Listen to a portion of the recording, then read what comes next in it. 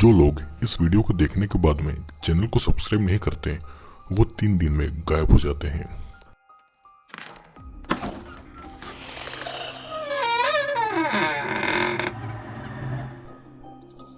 Hello दोस्तों, I hope आप सभी लोग ठीक होंगे। तो आज मैं आपके लिए लेकर आया हूँ एक रियल इंसिडेंट पर बेस्ड मूवी जिसका नाम है ईडन। ये एक रियल इंसिडेंट पर बेस्ड मूवी है। तो आप अगर चैनल पर नए हैं और चैनल को सब्सक्राइब नहीं किया है तो अभी चैनल को सब्सक्राइब करके बेल नोटिफिकेशन ऑल कर लीजिए। मूवी की स्टार्टिंग में एक कार की डिक्की में जे नाम की एक लड़की बंधी हुई थी। उसके हाथ पैर और मुंह सब बंधा हुआ था। वो भागने की कोशिश कर रही थी लेकिन वो किडनैप करने वाला आदमी बस सिगरेट पी रहा था और वो फिर उस डिक्की को वापस बंद कर देता है। अब मूवी इस इंसिडेंट के एक दिन पहले आती है। ये बात 1994 की है, जहाँ पर जे नाम की एक टीनेज लड़की थी जो अपने फैमिली के रेस्टोरेंट पर काम करती थी और वो चोरी छुपे अपनी फ्रेंड एबी के साथ में सिगरेट पिया करती थी। यह एबी उसे शाम को अब बार में चलने को कहती है और उसके पास बार में जाने के लिए एक फेक आईडी कार्ड भी था क्योंकि जे अभी भी 18 साल की नहीं हुई थी। जे के पिता को पता था कि वो सिगरेट पीती है लेकिन वो उसकी मॉम को नहीं बताते और ये उन दोनों के बीच एक स्वीट सा रिलेशन शो करता है। फिर उसके पिताजी उसे एक रिंग देते हैं जो कि उनकी पुरखों की निशानी थी। अब रात को एबी और जे अपनी फेक आईडी से बार में जाते हैं क्योंकि जे 18 साल की नहीं हुई थी और ये सब उसके लिए एक नया एक्सपीरियंस था। वहाँ पर दोनों शॉट्स लेते हैं एंड देन एबी की नज़र एक चार्मिंग लड़के पर पड़ती है जो कि फायर फाइटर की ड्रेस पहने हुए था और वो उसके लिए ड्रिंक ऑफर करता है। जिसके बाद दोनों में बातचीत होती है और एबी दोनों को बात करने के लिए अकेला छोड़ जाती है। फिर अब ये लड़का जे को घर तक छोड़ने के लिए राइड ऑफर कर रहा था। दोनों कार से जे के घर की ओर जाते हैं लेकिन जे के घर पहुंचने से पहले ही ये लड़का गाड़ी को बीच में रोक देता है और वो जे को किस करने लगता है। जे को ये पसंद नहीं आता और ये फायर फाइटर उस कार से उतरकर पीछे वाली कार में बैठे किसी आदमी से बात करने के लिए जाता है जो कि जे को बड़ा अजीब लगता है और वो देखती है कि जिस कार में वो बैठी है उसमें उस लड़के की बहुत सारी यूनिफॉर्म है जो कि नकली है और वो भागने की कोशिश करती है एंड देन जल्दी ही वो आदमी उसे पकड़ लेता है और अचानक सब ब्लैंक हो जाता है। सीन कट होके एक पुलिस ऑफिसर बॉब पर आता है जो कि किसी फार्म में जा रहा था। वहाँ पर 2 ऑफिसर पहले ही थे और उन्हें एक लड़की की डेड बॉडी मिली थी। उस लड़की के पैर में एक ट्रैकर भी था और पुलिस इन्वेस्टिगेशन आगे नहीं बढ़ पाए इसलिए बॉब वहाँ मौजूद दोनों को मार डालता है। सीन फिर से जे पर आता है जो कि अब एक ट्रक में बैठी हुई थी और वहाँ पर और भी कई सारी लड़कियां थीं। उसे नहीं पता था कि उसके साथ क्या होने वाला है। ट्रक एक जगह आकर रुकता है जहाँ एक आदमी उसे खींचकर बाहर निकलता है। वो अब एक ऑपरेशन थिएटर में थी जहाँ पर एक बूढ़ी नर्स आती है जो कि जे को एक इंजेक्शन लगाती है और जे बस डर के मारे चिल्ला रही थी।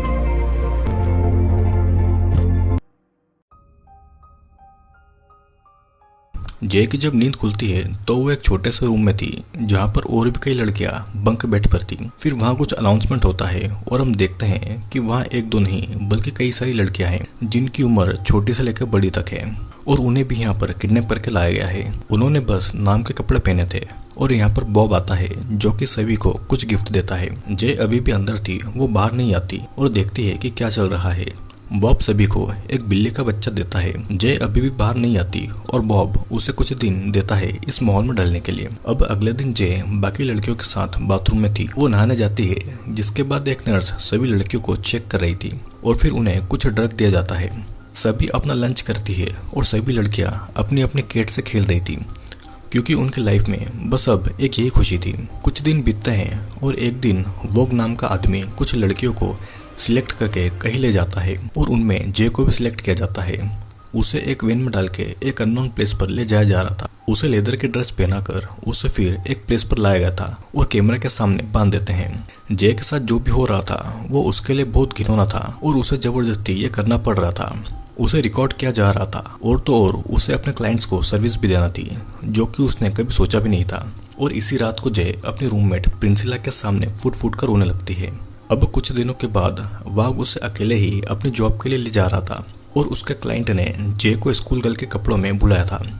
उसके क्लाइंट का नाम जॉन था। वो शादीशुदा था और उसकी बच्ची भी जे की उम्र की ही थी। जे को जॉन के पास अकेला छोड़ के वाग बाथरूम में जाकर ड्रग्स ले रहा था। तभी उसे वहां पर चिल्लाने की आवाज आती है। वो देखता है कि जॉन जमीन पर पड़ा है और जे उसे चोट पहुंचाकर भाग गई थी। जे ने जॉन के प्राइवेट पार्ट को काट लिया था और उसका मुंह पूरा खून से लाल हो रहा था। उसके कपड़े पूरे खुले हुए थे और वो भाग रही थी लेकिन वॉग उसे पकड़ लेता है।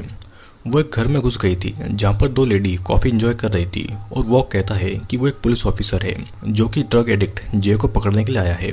वो उसे वापस लाकर जे को पनिशमेंट दी जाती है जिसमें उसे बांधकर एक बर्फ से भरे हुए टब में डाल देते हैं और पूरी रात के लिए उसे ऐसे ही छोड़ देते हैं। फिर बॉब वॉन को उसकी इस हरकत के लिए इंसल्ट करता है और एक थप्पड़ मार देता है। अब हम देखते हैं कि एक साल बीतता जाता है। जे भी अपने परिवार को भूलकर अपनी इस नई जिंदगी को एक्सेप्ट कर लेती है और अब उसका नाम जे से ईडन हो गया था। उसे लगातार इंजेक्शन दिए जा रहे थे। वहाँ पर उसकी प्रिंसिला बेस्ट फ्रेंड बन गई थी और हम देखते हैं कि यहाँ पर लाना नाम की एक खूबसूरत लड़की थी जिसके हाथ में जे की रिंग थी जो कि उसके फादर ने उसे दी थी। जे प्रिंसिला को बताती है कि वो अभी 19 साल की है और प्रिंसिला का कहना था कि वो कैसे यहाँ पर बच गई है क्योंकि इतनी कम उम्र की लड़कियों को यहाँ से गायब कर दिया जाता है। फिर तभी वहाँ से एक आदमी आता है और प्रिंसिला को घसीट कर ले जाता है। शाम के समय देखते हैं कि जे यानी कि एडन को फिर से अपने क्लाइंट्स को फिर से सेटिस्फाई करने के लिए भेजा जाता है, लेकिन इस बार ये पार्टी बहुत बड़ी थी। जे की ड्रेस भी अलग थी और वो एक चाइनीज लड़की बनकर गई हुई थी और हम देखते हैं कि जे अब एक साल में इस काम को करने में परफेक्ट हो गई थी। अब वापस लौटते समय ईडन वैन में अपने हील्स को तोड़ के छुपा लेती है। ईडन जब रूम में आती है तो वो देखती है कि प्रिंसिला कहीं नहीं दिख रही थी, शायद उसे भी मारकर फेंक दिया गया होगा। ईडन रात को अपनी छुपाई हुई सैंडल निकालकर लाना पर अटैक कर देती है और उससे अपने डेड की दी हुई रिंग वापस ले लेती है। वहाँ पर गार्ड्स आते हैं और उन्हें छुड़ाते हैं। फिर वॉन ईडन को खींचकर दूसरे कमरे में ले जाता है और वो ईडन से इम्प्रेस हो गया था। वो उसे पनिशमेंट के रूप में ईडन को अपनी रिंग निकलने के लिए बोलता है और ठीक ईडन को मजबूरी में ऐसा करना पड़ता है। वॉक को लग रहा था कि ईडन अपनी एज से ज़्यादा स्ट्रॉन्ग है और ईडन उसकी सिंपैथी के लिए रोने लगती है और कहती है कि बाकी की लड़कियां वॉक के पीठ पीछे उसे कुछ भी बोलती है कि वो बस यहाँ का एक नौकर है। ईडन उसे फंसाना चाह रही थी लेकिन वो नहीं फंसता। अब कुछ दिनों के बाद ईडन को बाकी लड़कियों के साथ एक पार्टी में ले जाया जाता है जहाँ पर उन्हें सर्विस देना थी। पार्टी खत्म होने के बाद वॉन होस्ट से पेमेंट मांगता है और वो होस्ट उसे कुछ पैसे काटने को कहता है। दोनों में कहासुनी होती है और वॉग अपनी गन से उसे डराकर बाकी का पेमेंट ले लेता है। रात के समय ईडन टॉयलेट जाती है जहाँ से वो अपनी रिंग को निकालती है जो कि वॉग के कहने पर उसने निकल ली थी, जिसे धोकर वो वापस पहन लेती है क्योंकि इसी से उसे अपनी पुरानी लाइफ और पेरेंट के बारे में पता था। धीरे धीरे ईडन के लिए सब कुछ बदल रहा था। वॉग उसे क्लाइंट के पास न भेजकर खुद अपने घर ले जाता था जहाँ पर वो उससे सफाई करवाता है। उसे वॉन के बचपन की फोटो मिलती है और साथ में वो आदमी भी था जिसने ईडन यानी कि जे को फंसाया था। जहाँ पर सभी गर्ल्स को रखा गया था वो एक बड़ा सा वेयर हाउस था और वहाँ पर उनसे प्रोस्टिट्यूशन का काम करवाया जाता था।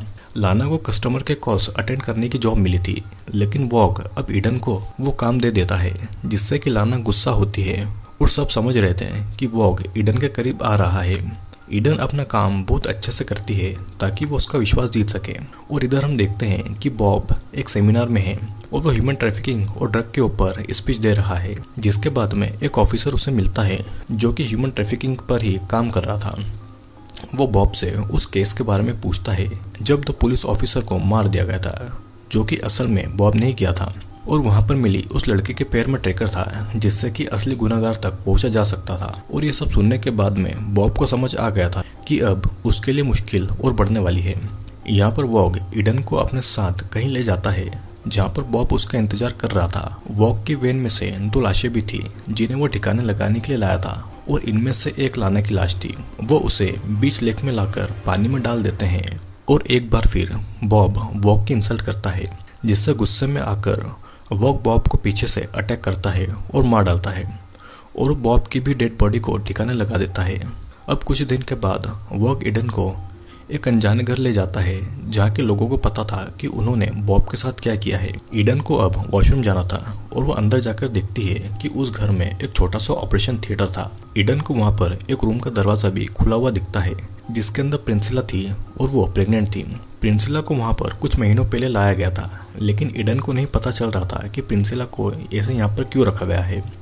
जब प्रिंसिला चिल्लाने की कोशिश करती है तो ईडन उसे चुप रहने का कहकर बाहर चली जाती है, जहाँ पर सभी न्यूज़ देख रहे थे जिसमें बॉब के मरने की खबर थी। लौटते समय ईडन ड्राइव कर रही थी और वॉग उससे पूछता है कि क्या उसने घर में कुछ देखा और वो उसे बस उस ऑपरेशन थिएटर के बारे में ही बताती है। वॉग को फिर भी कुछ अजीब लग रहा था। वो उसे कार रोकने को कहता है और फिर वैन से एक लड़की को निकालकर ईडन को उसे मारने को कहता है और ऐसा नहीं करने पर उसे खुद को मारना होगा। ईडन के पास कोई और रास्ता नहीं था और इसीलिए वो ट्रिगर दबा देती है, लेकिन असल में उस गन में बुलेट्स ही नहीं थी। वॉग बस ईडन के भरोसे की जांच कर रहा था। बॉब को मारने के बाद में सब कुछ बदल गया था। उस वेयरहाउस का ध्यान अब वॉग रखता था और वो अपने गार्ड्स को पनिशमेंट दे देता था। वॉग उस वेयरहाउस को कहीं और शिफ्ट कर रहा था क्योंकि पुलिस अब उन तक पहुंच सकती थी। इधर ईडन नर्स के पास जाती है जो कि उसे एक स्टोरेज हाउस पर ले जाती है जहाँ पर लड़कियों के पुराने सामान थे। फिर सभी गर्ल्स को ट्रक में भर के कहीं ले जाया जा रहा था, लेकिन इस ट्रक में ईडन नहीं थी। वो कहता है कि ईडन बहुत लकी है क्योंकि वो उन लड़कियों के साथ नहीं जा रही है बल्कि वो वॉग के साथ है। वॉग ट्रक से ये सेलिब्रेट करना चाहता था, लेकिन पहले वो बाथरूम जाता है और यही मौका था ईडन का कुछ कर देने का। वॉग जब बाथरूम में था तो ईडन किचन से कीड़े मारने का स्प्रे लाकर उसे वॉग के ड्रग वाले पाइप में स्प्रे कर देती है और उसे पीने के बाद में वॉग बेहोश हो गया था। फिर ईडन अपने पैर का ट्रैकर काटती है और वॉग का केस लेकर वहाँ से कुछ इंजेक्शन को ले लेती है और वॉग की गाड़ी लेकर वो वहाँ से भाग जाती है। लेकिन वो अपने घर नहीं जाती, वो पहले उस घर जाती है जहाँ पर प्रेग्नेंट प्रिंसिला को कैद किया हुआ था और जिस आदमी ने प्रिंसिला को कैद किया था वो उस आदमी को पैसे के बदले उसे छोड़ देने के लिए बोलती है, लेकिन वो आदमी नहीं मानता और इसीलिए ईडन उसे वो इंजेक्शन देकर मार डालती है।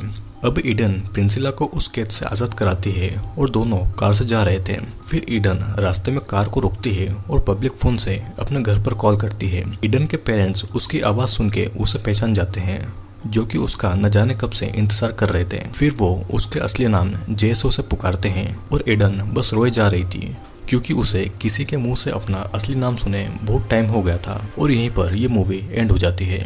दोस्तों असल में ये मूवी चोंग किम की लाइफ पर बेस्ड है जो कि असली जे है। किम साउथ कोरिया में पैदा हुई थी और उसे यूएसए से किडनैप कर लिया गया था। चोंग किम आज एक एक्टिविस्ट है और ह्यूमन ट्रैफिकिंग के अगेंस्ट काम करती है। दोस्तों किम तो बच गई थी, लेकिन बाकी लड़कियों के साथ में क्या हुआ होगा सोचने वाली बात है और ये इंडिया और बाकी देशों में भी रोज होता है। दोस्तों I hope you like the video अच्छा लगा हो तो लाइक शेयर और सब्सक्राइब करना ना भूलिएगा क्योंकि मैं फिर आऊँगा एक और वीडियो को लेकर।